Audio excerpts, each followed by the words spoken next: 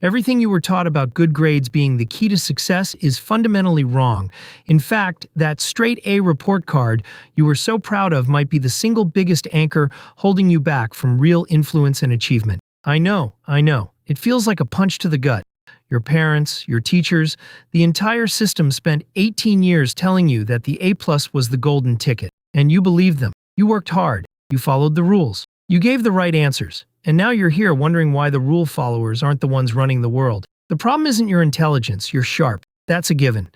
The problem is that school didn't train you for the real world. It trained you to be a fantastic employee in a pre-built system. It rewarded a very specific and, frankly, limited kind of thinking, the good student mindset. This mindset is built on 3 pillars: seeking external validation, believing in a single correct answer, and mastering a game that someone else created. And these 3 pillars, the very foundation of your academic success, are precisely what cripple you in the complex, ambiguous, and deeply psychological game of life, influence, and power. Today, we're going to deprogram you. We're going to replace that good student mindset with the influencer mindset, the kind of person who doesn't just play the game but shapes the board itself.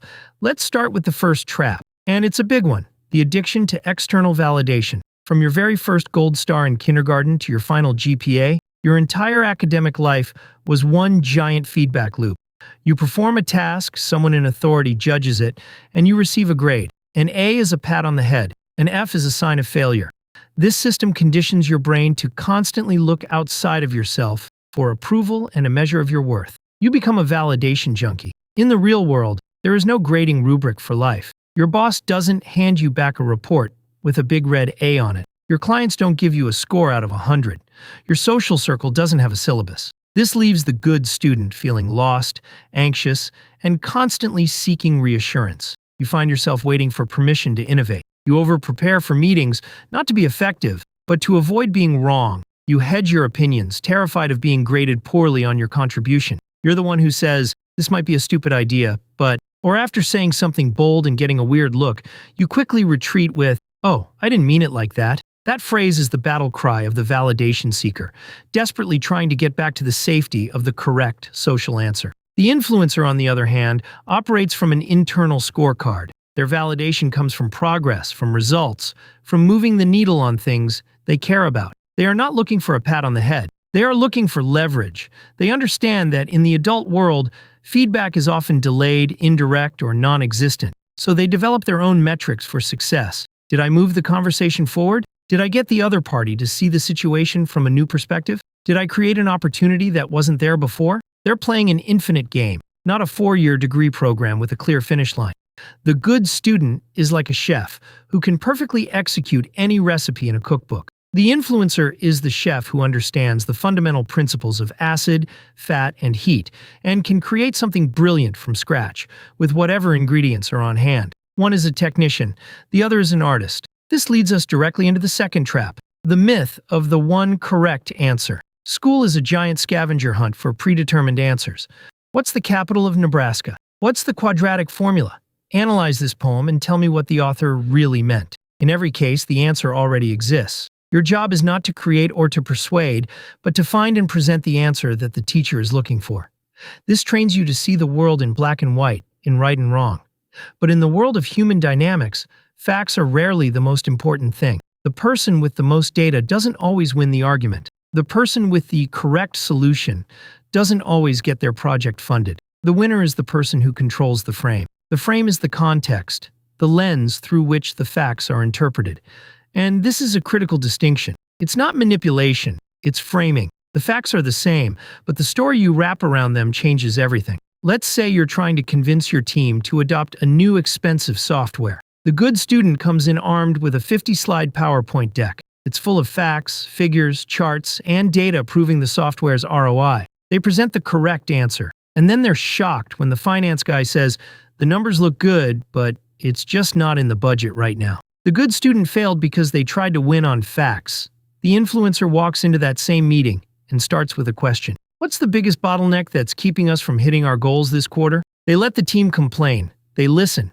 Then they frame the new software not as an expense, but as the solution to the very pain the team just described. They're not selling software. They're selling the end of frustration. They're selling faster growth. They're selling a future where the team is more successful and less stressed. The choice is no longer, should we spend this money? The choice is now, do we want to remain stuck, or do we want to solve our biggest problem? The facts haven't changed, but the frame has. And that's what makes the decision. People think in stories and metaphors, not in spreadsheets. The good student brings a calculator to a poetry slam. The influencer understands that the best way to win an argument is to make the other person feel like your conclusion was their idea all along. You build a frame so compelling that their own logic leads them directly to your desired outcome. The third trap is the most insidious. School teaches you to be an excellent player of a game where someone else sets all the rules. The curriculum, the schedule, the grading system, the definition of success, it's all handed to you. Your job is to optimize your performance within that rigid, predefined structure.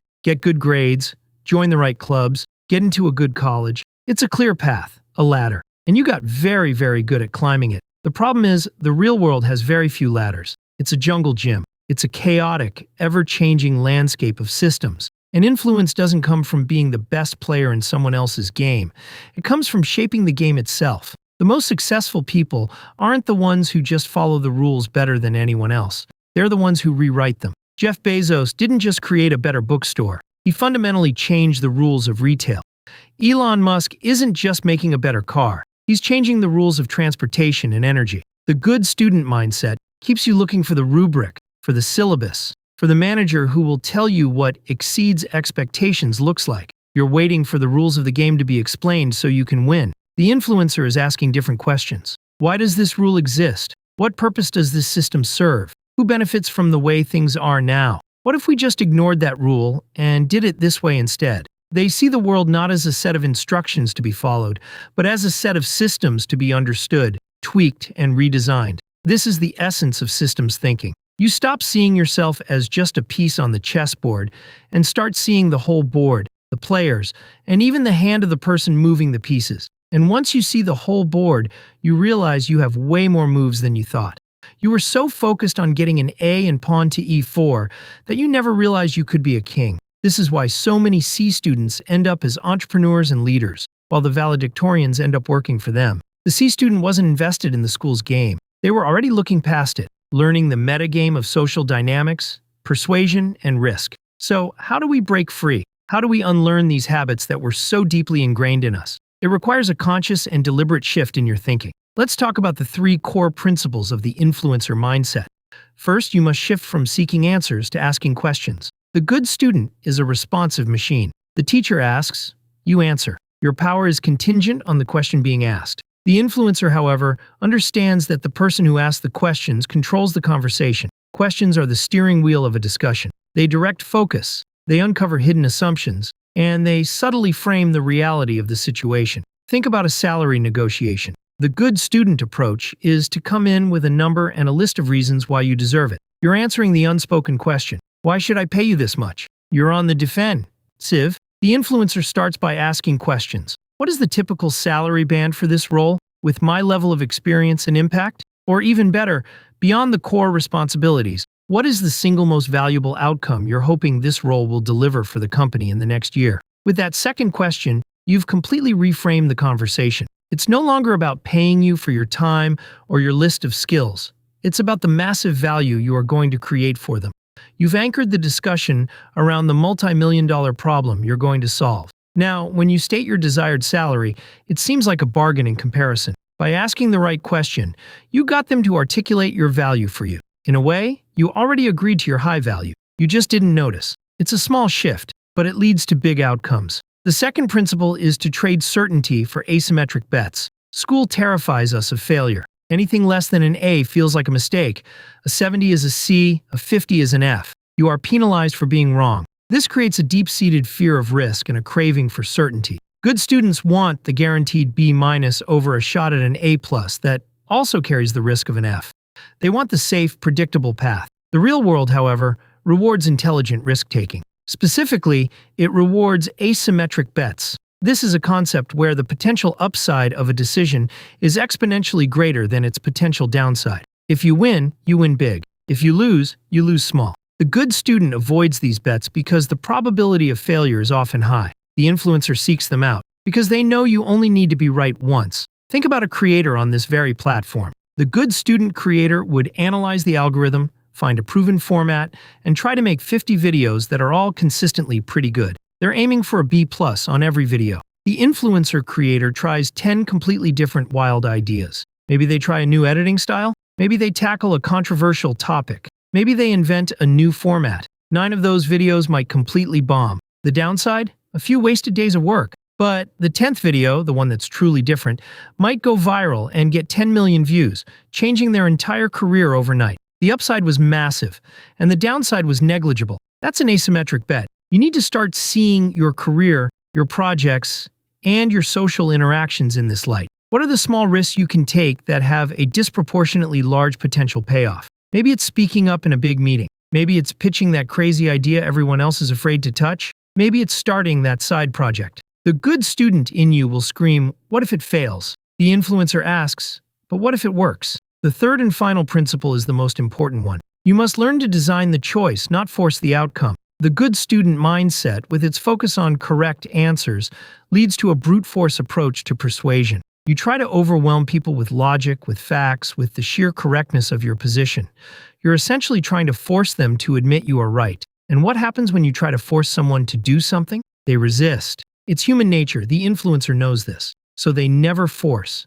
They guide. They architect. They create a situation where the other person chooses the desired outcome and feels good about it. They feel like they were in control the entire time. This is the art of choice architecture. People love choosing exactly what you want them to choose. Let's go back to the manager who needs to get their team on board with working on a weekend to meet a critical deadline. The good student manager would send a blunt email. "Team, we're behind schedule. Everyone needs to come in on Saturday." The result? Grumbling, resentment, and a team that feels forced and powerless. The influencer manager calls a meeting. They lay out the situation honestly. "Team, here's where we are. We have a major deadline, and if we miss it, we risk losing our biggest client. I've looked at it from every angle, and I see 2 paths forward. Path A is we all work this Saturday to get it done. It's a big ask, I know. Path B is we miss the deadline, and we have to deal with the consequences of that, which will likely be much more painful for all of us in the long run. I don't love either option, but we have to choose. Given the situation, which path do you think we should take?" What have they done? They've framed the choice not as work on the weekend or don't, but as take this controlled, one-time pain versus an unknown, potentially catastrophic pain. They've also made the team part of the decision. When the team inevitably chooses to work the weekend, it's no longer a top-down mandate. It's a collective decision they made to save the project. They chose it. They own it. The manager didn't force the outcome. They designed the choice. To see this in action, just look at some of the most compelling characters in our culture. Think of Harvey Specter from the show Suits. He's not a good student of the law. He rarely wins a case by simply having the better legal argument in court. That's the playbook for the average lawyer. Harvey wins in the hallway, in the back room, on the phone. He wins by creating leverage, by reframing the stakes, and by presenting his opponent with a set of choices where settling on his terms is the most logical and appealing option. He's not playing checkers with the law. He's playing poker with the players. He is designing the game, not just playing it. Or take a more extreme, chaotic example. The Joker in The Dark Knight. He's the ultimate deconstructionist of systems. He completely ignores the established rules of society that everyone else is playing by. His power comes from forcing people to make impossible choices that reveal the fragility of their own moral codes. The fairy scene is a masterclass in choice architecture.